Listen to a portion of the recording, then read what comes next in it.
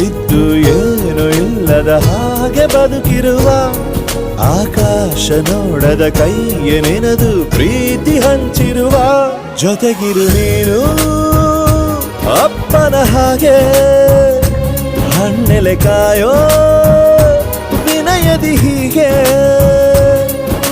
ನಿನ್ನನು ಪಡೆದ ನಾವು ಪುನೀತ ಬಾಳು ನಗು ನಗುತ್ತಾ ಬೊಂಬೆ ಹೇಳುತ್ತೈತೆ ಮತ್ತೆ ಹೇಳುತ್ತೈತೆ ನೀನೇ ರಾಜಕುಮಾರ.